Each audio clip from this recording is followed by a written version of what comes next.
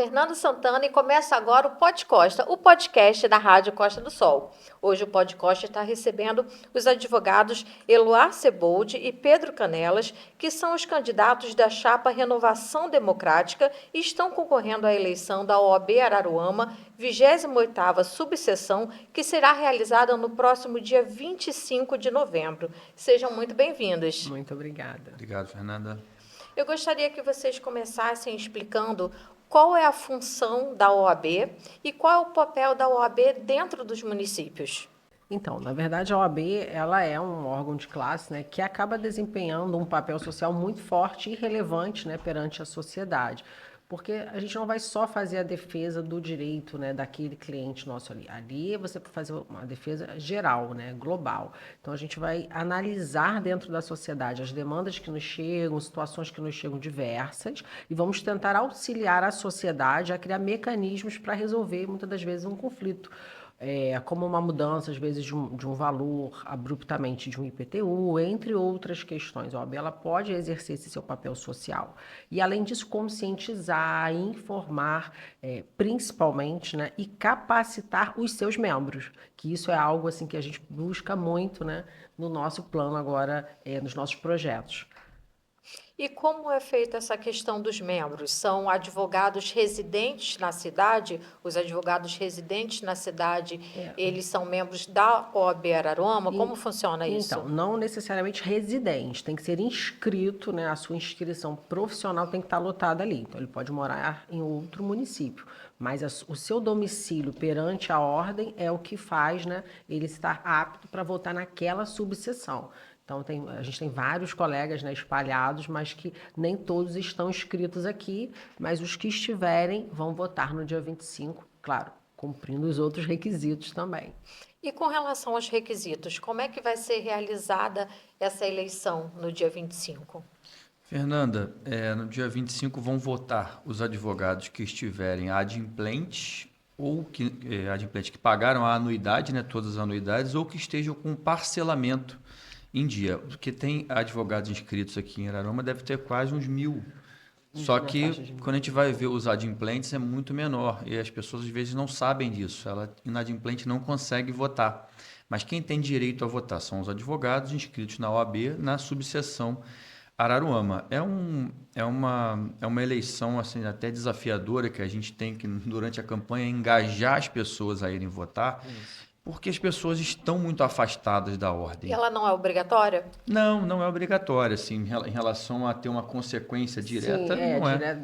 Não, você pode pagar ali alguma multa se for o caso, você faz uma justificativa, mas não é algo assim que realmente tem uma penalidade, né? Então, a pessoa que não está muito envolvida ali, não está muito animada com a instituição, ela não vai votar. Então, o nosso trabalho em campanha agora é não apenas apresentar as propostas, mas conscientizar da importância desse voto do advogado, que, na verdade, ele está elegendo uma diretoria que vai administrar a casa dele. A casa é dele, é do advogado, de todos os advogados. Não é de um advogado ligado a um grupo ou outro grupo, não, é de todos os advogados. A pessoa tem a OAB escrita em Araruama, a OAB da 28ª subseção é a casa dele. É isso, então é para todos. E essas pessoas têm que se conscientizar que isso é fundamental para o desenvolvimento até durante a profissão. Às vezes o advogado em início de carreira, ele não sabe como dar os primeiros passos e às vezes lá no network, tomando um cafezinho, ele consegue buscar caminhos ou tirar umas dúvidas e é isso, a OAB tem esse lado institucional, tem o lado institucional que a Eloá falou, e tem o lado institucional interno que visa dar a mão ao advogado para esses primeiros passos. E com relação ao processo eleitoral, o voto é aberto, o voto é secreto, como é que ele é? O voto é bem similar a uma campanha, né? Vamos colocar assim, ao eleitoral que a gente está acostumado. Porque, assim, esse ano, essa eleição vai ser especificamente com a urna eletrônica, né? O TRE deu as urnas eletrônicas, então, até por isso, elas estão sendo alimentadas, né? Enfim, nesse momento, para que seja de forma eletrônica sempre secreto, né? Mesmo quando era na cédula, era secreto e agora permanece da mesma forma. E ela vai ser de que horas a que horas no dia 25? das 9 às 5 da tarde, né, na subseção, ou, claro, no Rio, que são vários lugares, aí eles têm os lugares específicos, mas em Araruama, na subseção. E o inscrito em Araruama só pode votar em Araruama. Isso. Vai ter eleição em todas as OABs, mas a pessoa vai na OAB de Iguaba não consegue votar para Araruama. Tipo deputado, eleição de deputado, que isso é possível? Não pode. É igual a eleição de prefeito. O prefeito de Saquarema se vota em Saquarema, de Araruama, é a mesma coisa, essa é a mesma lógica. Eu gosto de esclarecer isso porque as pessoas têm esse tipo de dúvida Em mesmo. trânsito não pode. Agora, perguntando com relação, quais são as principais propostas para fortalecer a advocacia, especialmente para os advogados iniciantes, que estão ingressando na profissão? Você até adiantou um pouco, mas que outras ações vocês pretendem com relação a esses novos advogados? Então, na verdade, a gente pensou assim, antes mesmo da pessoa estar propriamente com a sua OAB, né? Um dos projetos que nós temos e que a OAB Rio já desenvolve junto a outras subseções é um transporte que leve, né, o advogado e o estagiário já da OAB local até o tribunal. Então, inicialmente, nós pensamos uma vez ao mês que isso fique, né, implementado dessa forma. E aí, claro, havendo necessidade, a gente quer expandir. Mas aí já para o estagiário conhecer o tribunal, ele teria essa oportunidade. Então isso é legal porque ele vai desenvolver ali aquele conhecimento, né? Onde é cada setor, onde é cada coisa, como eu faço isso, fora que ele vai com outras pessoas também, e isso acaba fortalecendo. Então a gente tem essa ideia de fazer isso já para quem está ali finalizando sua faculdade, né? E aí a pessoa passou na prova da ordem e recebeu sua carteira. Nós queremos preparar esses jovens advogados primeiro em relação a prerrogativas, e aí a gente tem uma colega na nossa chapa, que ela é professora da OAB Rio de prerrogativas, então ela roda o estado ministrando esse curso. Então a gente já quer que esse colega saia dali preparado, porque se ele sofrer algum tipo de violação ou um outro colega advogado sofra, ele tem ali uma força, porque ele tem um conhecimento. Ele foi empoderado para poder ajudar o colega. Então, a gente já pensa nesse sentido. Fora isso, tanto para o jovem advogado como o advogado que já tenha mais idade, a gente quer implementar vários projetos que são independente ali do tempo de OAB que a pessoa tenha. Por exemplo, a gente tem o projeto Advocacia 4.0, que é para preparar o advogado para as novas tecnologias, né? Então, a gente quer que ele esteja municiado com ferramentas eficientes, né, dentro do mercado nosso, né, advocatício, de trabalho, enfim, mas que ele já esteja preparado para os avanços tecnológicos dos sistemas do tribunal, inteligência artificial, ChatGPT. Então, a gente quer fazer essa capacitação toda, entre outros, né, como para o jovem principalmente. Meu primeiro artigo, eu tenho esse trabalho paralelo com outras instituições que eu já atuo, então a gente quer que ele escreva ali, tenha essa assessoria para ajudá-lo, enfim, para desenvolver esse talento que muitos acham que não tem, mas quando a gente vai ver, não, a gente tem e a gente pode fomentar isso nas outras pessoas também. Com relação às melhorias nas condições de trabalho e remuneração dos advogados, principalmente frente ao avanço da tecnologia e automação jurídica. Um pouco foi mais ou menos isso que eu te falei, e uma das ferramentas que a instituição já possui, que é a ESA, né, que é a Escola Superior da Advocacia, a gente quer resgatar a ESA, mas não apenas com seminários, enfim, que são coisas muito legais, trazem muitos insights e fomentam o network, como o Pedro falou, as conexões, né? A gente vai para esses lugares e faz muita conexão. Mas eu acho que ele precisa ter uma ferramenta mais sólida para o currículo dele mesmo. Então a gente pensa com a ESA resgatar a pós-graduação, né? E a ESA agora já está em fase de se tornar apta para poder ter os cursos de mestrado também, né? Eu, quando fiz o meu mestrado, saí do Brasil. Então, com a ESA, isso já será mais possível e um custo muito mais acessível, né? Então, a gente pensa em dar ferramenta realmente técnica para o profissional ficar cada vez mais capacitado no mercado, né? Além dessas outras que eu te falei e vários outros projetos que a gente tem. E dentro da chapa de vocês, quais são as propostas para garantir e ampliar a defesa das prerrogativas dos advogados, que frequentemente são desrespeitadas, principalmente nos órgãos públicos? Eu até me jantei um pouco, né, quando eu falei desse treinamento da prerrogativa. Mas isso eu acho que é uma coisa fundamental, o conhecimento, né? Porque isso empodera o colega, né? E aí um ajuda o outro, isso é a base. E além disso, a gente quer que isso seja permanente, né? E as comissões que falam, né, em relação a prerrogativas, elas têm que ser, a meu ver, um pouco mais treinadas, né? E aí a gente dá oportunidade para o advogado mais antigo, como a gente tem na chapa, um advogado com 50 anos de advocacia, né? E outra que não pôde entrar porque tinha menos de 3 anos, é o requisito da OAB. Então, a gente traz colegas de várias faixas etárias ali, porque eles vão trocando as experiências, né? Então, assim, além dos canais que a OAB já tem, a gente pensa em linkar isso com o Rio também, para poder dar uma força realmente de órgão, de classe aqui para a nossa subseção. Eloá, e para quem não é da área do direito, o que seriam essas prerrogativas? Então, as prerrogativas são as possibilidades, né, dentro da sua área de atuação, que o advogado tem, como se fossem os seus direitos, né, enquanto advogado. Direito de ter acesso a um processo, a um procedimento, dele ter vista daquilo, dele conseguir falar com o seu cliente. Algumas coisas mínimas, né, que a gente pensa em implementar também, por exemplo, na delegacia local, o colega não tem uma impressora, não tem um espaço que ele possa ali trabalhar, né, então ele acaba tendo que se deslocar. Então, querendo ou não, o cliente dele fica sozinho naquele período, né? Então, são ferramentas que a gente também quer fornecer para ele, para que, de fato, ele possa ali, né, gozar dessas prerrogativas que ele possui. Doutor Pedro, e com relação à inclusão de advogados negros, mulheres e outros grupos subrepresentados nas lideranças da OAB? Vocês têm alguns projetos específicos para esses grupos?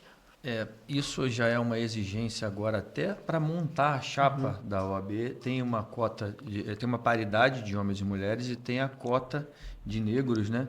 E a gente respeitou isso até com sobra e assim, isso é uma coisa que eu acho fabuloso de ter na chapa da OAB. A questão do feminino que falta na política, na OAB está bem legal. A gente tem hoje 2 candidatas à presidência que são mulheres em Araruama, né? Não é comum o que teve em Araruama na eleição de prefeito, que tinha 2 candidatas a prefeita.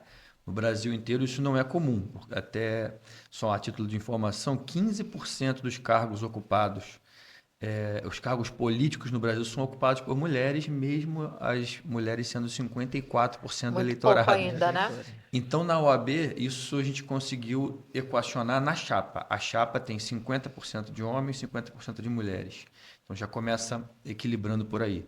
E essa questão dos advogados negros, das advogadas, dessas ações afirmativas, a OAB tem uma função muito importante ao trazer as palestras, os eventos, os seminários para tratar desse tema, porque é um tema que está na pauta do dia, que por mais que a OAB tenha essa consciência, tenha esses projetos, isso é um problema social que nós temos ainda, né? Essa falta de inclusão plena.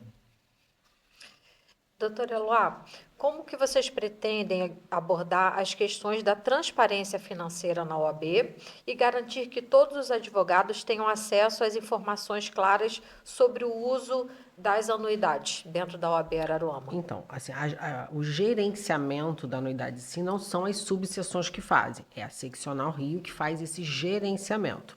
As subseções, elas acabam tendo um orçamento próprio destinado ali à sua manutenção, não é? Então, assim, as suas despesas ordinárias já vão ser plenamente de conhecimento da seccional Rio, né, que vem a seccional, depois as subseções.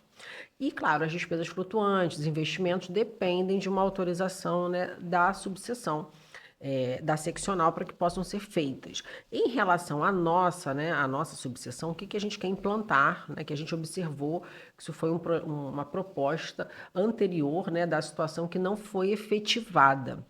A gente quer que o nosso tesoureiro, né, o nosso financeiro faça uma prestação de contas, né, mensal, a princípio, é a nossa ideia, que todo mês o colega receba no seu e-mail institucional aquela prestação de contas, para que ele saiba exatamente o que aquela subseção que ele está inscrito, que no caso a nossa 28ª gastou, né, para que ele saiba, porque são 4 salas alugadas, para que ele saiba quanto é o aluguel, quanto é o condomínio, quanto é o IPTU, porque isso é um custo operacional fixo, que uma das nossas propostas é lutar justamente pela sede. Por que esse valor não reverte realmente em algo que possa, né, trazer para a OAB esse patrimônio? Então, isso também faz parte dos nossos projetos. E essa transparência, a gente quer que ele participe, inclusive, dando opiniões ali, né? O próprio conselho ele é fundado para isso, para poder dar opiniões ali e fazer quase que uma conferência também, né, desse custo, dessas atividades que a OAB tem.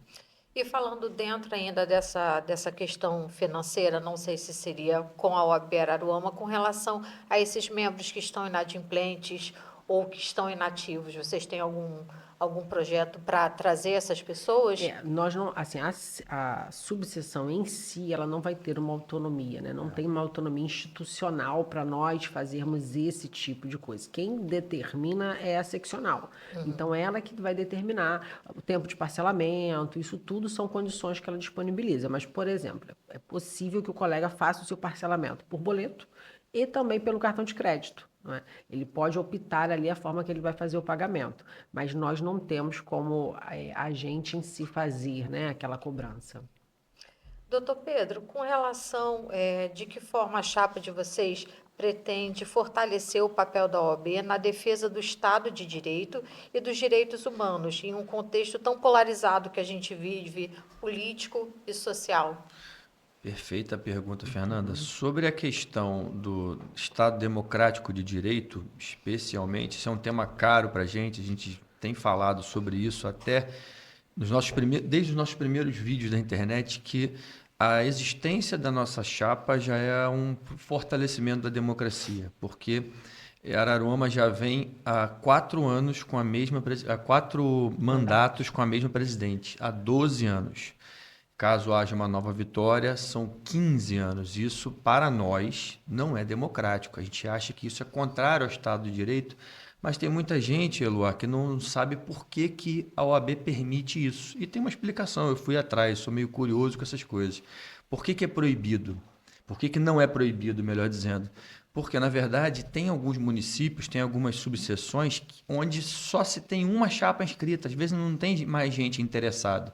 Então, por exemplo, imagina uma subseção bem pequenininha, que tem uma chapa que veio uma vez, veio uma segunda vez, se ela ficasse impossibilitada de vir uma terceira vez, sem que haja uma outra chapa, ficaria sem presidente a subseção.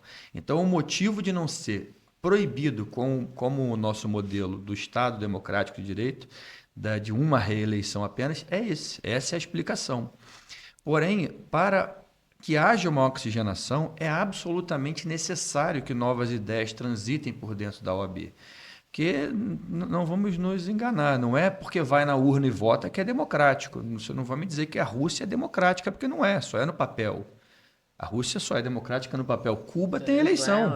Cuba tem eleição direta, periódica, mas alguém vai me dizer que Cuba tem democracia? Não tem, com certeza, porque tem mecanismos que fazem com que aquela continuidade persista. Então, nós, pela própria existência da chapa, já queremos ser um defensor dessa parte do Estado Democrático de Direito.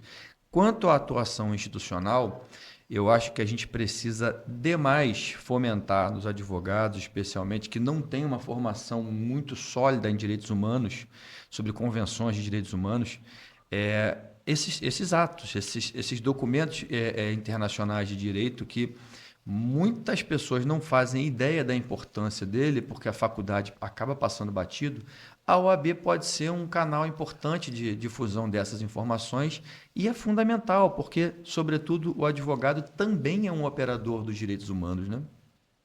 Com relação, assim, trazendo para a questão de exemplos, que situações, por exemplo, de crimes, de acontecimentos dentro do município que a OAB poderia estar se manifestando e buscando esses direitos?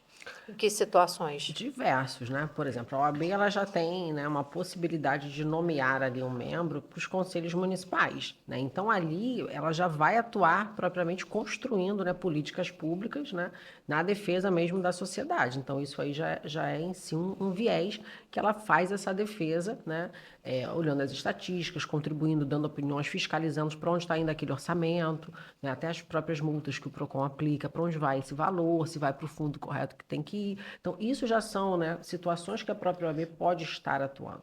Fora isso, se nós formos consultados, né, solicitado para que a OAB se manifeste, se posicione em relação a um determinado assunto, ela tem comissões temáticas também que trabalham para aquele assunto específico, né? Então, as próprias comissões, juntamente com a OAB, podem emitir ali uma nota sobre aquilo. E, além disso, a gente também pode atuar como um amigo, né? Vamos colocar assim, do próprio Ministério Público na defesa de algum determinado direito do coletivo, né? Que esteja ali violando o coletivo. Esse também é um papel da OAB.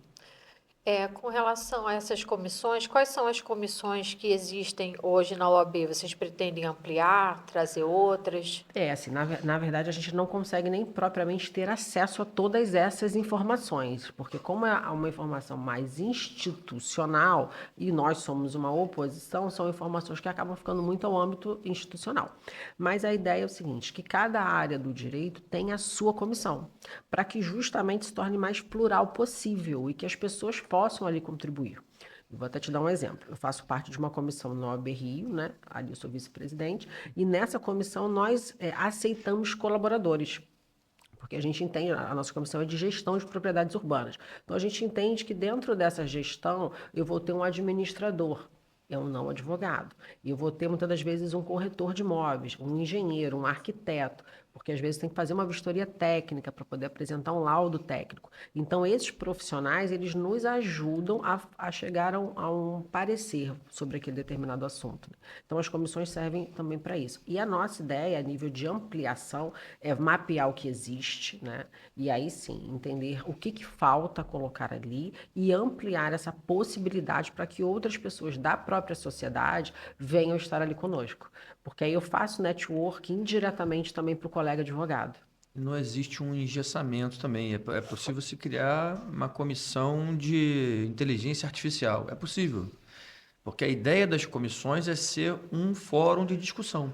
É isso. Então é possível se criar o que for necessário, o que for de necessidade social, que algum colega queira falar sobre aquele tema, é possível ser criado. Possível e é desejável que isso aconteça. Eu, por exemplo, não entendo nada desse ramo. Eu confesso que eu sou um analfabeto desse negócio de inteligência artificial, mas sei que eu preciso entender mais. Então essa, por exemplo, é uma comissão que eu adoraria participar.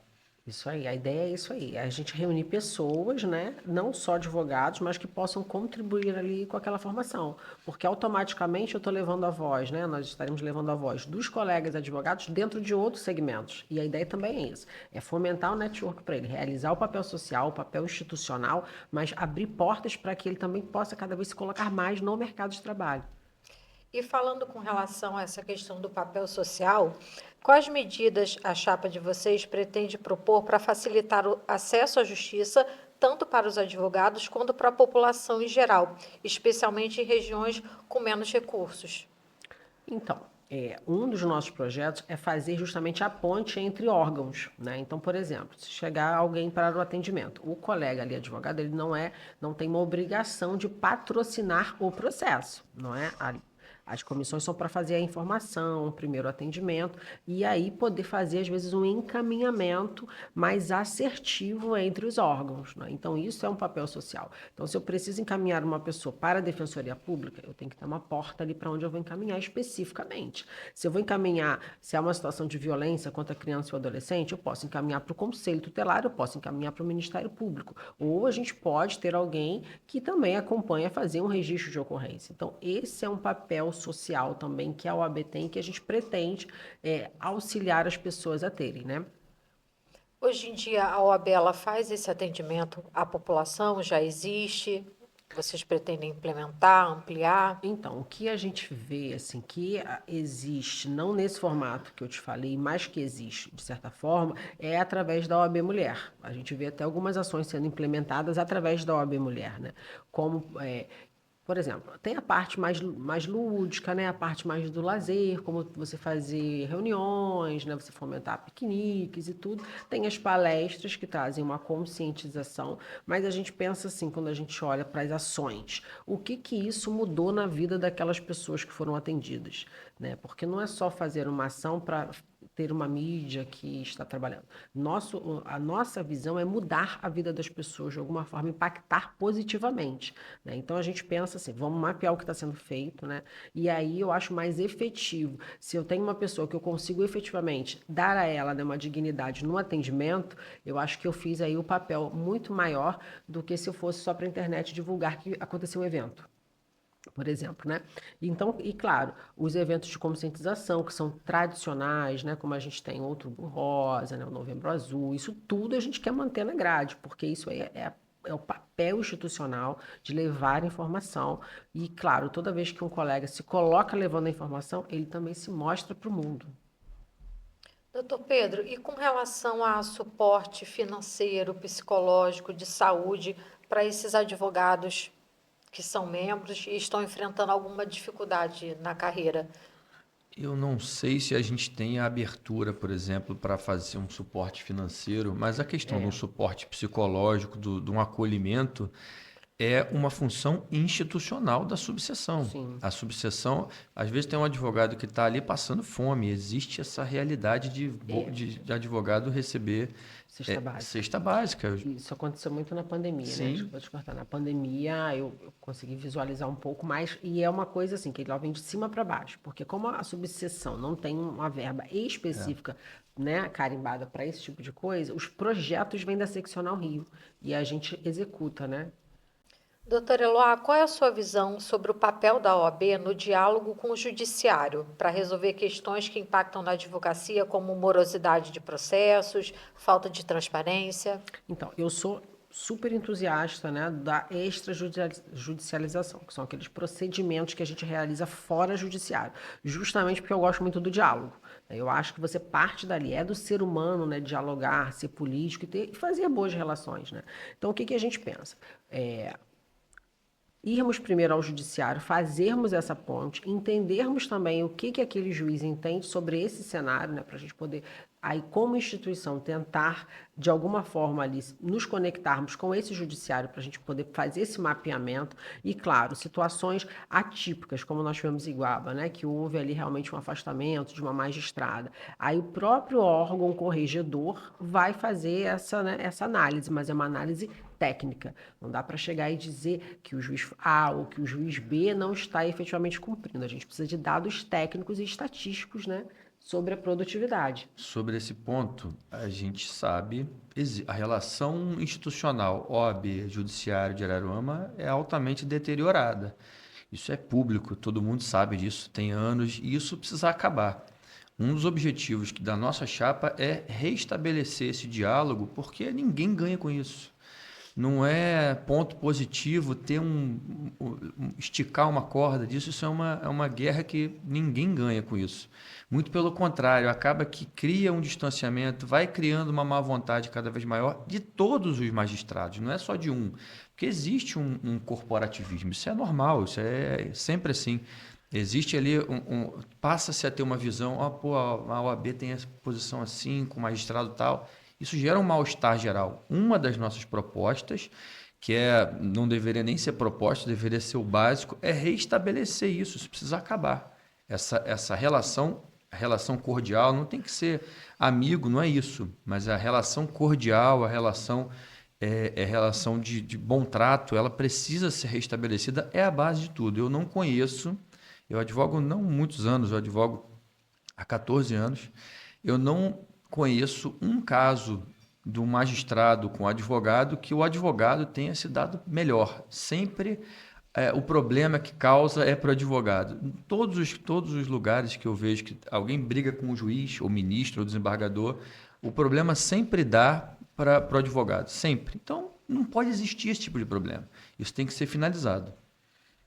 Exatamente. Doutora Eloá, você já até falou um pouco, mas eu queria que você falasse um pouco mais com relação às iniciativas de educação continuada e de especialização para os advogados, permitindo que eles se mantenham atualizados e competitivos no mercado. Isso, então. Eu fiquei à frente, né, da Comissão de Direito Imobiliário aqui por um período. Também fico à frente de outros segmentos, né, na OAB Rio. Então, o que que a gente pretende fazer? Ter o seminário, ter a palestra é muito importante porque traz insights e faz as conexões. Os colegas indo ali até o local, eles acabam se conectando uns com os outros. Isso aí já é bem legal. Mas o que vai, de fato, trazer para ele algo consistente no currículo é quando ele tem os cursos de formação continuada. Então, quando ele tem acesso a uma pós, e aí não precisa necessariamente ser essas da ESA, como eu te falei, que isso a gente quer trazer fixo, mas a gente quer fazer convênios com outros órgãos também, né, com outras instituições de ensino que possam ministrar treinamentos. Por exemplo, O colega quer fazer um treinamento em leilões, ele vai poder fazer um treinamento específico. O colega quer aprender um pouco mais sobre direito eleitoral, com um foco específico. Ele vai ter ali uma oportunidade, porque a gente quer, através desses convênios, eu também sou corretor, então o próprio Cresci tem convênios desse tipo, que o corretor tem 65% de desconto. Então a gente quer expandir, trazer a ESA de modo permanente, ter esses cursos, né, com outras instituições aí de forma acessória, com o desconto, e aí ele vai poder, né, fazer ali o que ele quiser, e também ter os workshops ministrados pelas comissões. Por quê? Porque se eu tenho uma comissão temática, vou te dar um exemplo, entre direito imobiliário, que aqui existe uma só, e aí às vezes eu posso estar desmembrando, fazer a de leilão, fazer de notarial e registral, né? E aí a gente pode desmembrar por nichos também. Essa comissão, ela pode ministrar workshops, e não é só o jovem advogado, o advogado que às vezes está migrando de área, o advogado que precisa se atualizar num determinado assunto, e aí isso vai ensinar um pouco mais para ele como é essa prática advocatícia, para ele ter ali um gás, né, e começar a se colocar realmente dentro da área que ele escolha. E com relação à chapa de vocês, você é candidata a presidente, você é vice-presidente, quem é o restante da chapa? Então, a gente divulgou ali a princípio, né, a diretoria, que somos 5, nós temos o Tiago Ferreira como tesoureiro, a Letícia Delmino como secretária adjunta, a Roberta Ramos, né, como secretária-geral. Essa é a cabeça da chapa. Além disso, como veio a formação do edital atual? Veio com 26 nomes. Paridade, né, como o Pedro já falou, de gênero, ok? Então, 13 e 13. Desses 26 nomes, os 13 primeiros seriam como os conselheiros. Desses 13 primeiros, 5 saem para a diretoria, 8 ficam no conselho. E os outros 13 são os conselheiros suplentes. Então, ali, nós só pudemos colocar esses 26 nomes. Mas quando nós formamos a chapa, já formamos a chapa com 40 pessoas, né? Porque as pessoas justamente queriam essa mudança. Então, quando a gente fala do conselho, a gente tem o Cleverson, tem a Letícia Grandelli, a gente tem o Douzane, tem o Fábio, tem vários outros colegas que são muito conhecidos na cidade, né? E temos também os suplentes que vão ficar ali na retaguarda se alguém precisar se ausentar. Mas a nossa ideia é que toda a chapa trabalhe. Não só os titulares, vamos colocar assim, mas os suplentes também. A gente tem até um projeto que a gente batizou de Projeto Colmeia, que é justamente para a gente abrir esse leque, né? Porque a gente quer realmente executar uma transformação e por isso precisam de muitas mãos. E eu queria agora que vocês deixassem esse convite, 2 minutinhos exatamente para vocês fazerem esse pedido de voto e para vocês falarem por que as pessoas devem escolher a chapa de vocês. Então, como o Pedro falou, né, faz parte da própria democracia essa alternância de poder, porque ela oportuniza, né, que novas pessoas entrem. Se isso não ocorrer, as pessoas vão se tornar sempre as mesmas. Então, a gente não tem uma oxigenação, isso acaba tendo um pouco de segregação. E a nossa ideia com a chapa é fazer uma chapa plural. Então, como eu te falei, eu tenho colega que tem 50 anos de advocacia e tem colega que tem menos de 3, para justamente nós termos todas as visões, para que todos trabalhem, todos contribuam para o fortalecimento da classe, cada um atua numa área ali praticamente diferente. Então, é essa construção que a gente quer ter, não só para agora, mas para o futuro. E, aproveitando o ensejo, convido a todos que conheçam nossas propostas. A gente aqui conseguiu dar uma pincelada bem rápida, que eu também já agradeço a oportunidade, Fernanda. Agradeço nós que em agradecemos. seu nome, agradeço a Rádio Costa do Sol. Mas convido as pessoas para entrarem no nosso Instagram, que é chapa.renovação democrática, e lá a gente tem tanto vídeos institucionais que a gente está gravando, tem vídeos de apoiadores, e a pessoa tem acesso à nossa revista de campanha com todas as propostas. Então, é um canal de diálogo permanente que a gente quer ter com o advogado, e a gente quer efetivamente que a gente não quer só o voto, a gente quer que a pessoa entenda o nosso propósito e venha junto. A gente quer o advogado com a gente. É isso. E chapa 10. Dia 25 de novembro. Chapa 10. Agradeço muito a participação de vocês. Tenho certeza que foi uma entrevista que trouxe conhecimento tanto para a questão dos advogados que vão assistir, mas para a população também, que eu acho importante a população entender a importância da OAB, saber o que pode esperar e para poder acompanhar também, né, o trabalho da OAB, a população ter essa visão também de acompanhar o trabalho. E queremos agradecer também aos nossos patrocinadores. Ingeluz Home Center, tudo que sua casa merece, lojas em Cabo Frio, Búzios, Raso e Unamar, e a Prolagos, nossa natureza movimenta a vida. E toda sexta-feira tem episódio novo do Pod Costa. Acompanhe a gente nas redes sociais. Até o próximo episódio.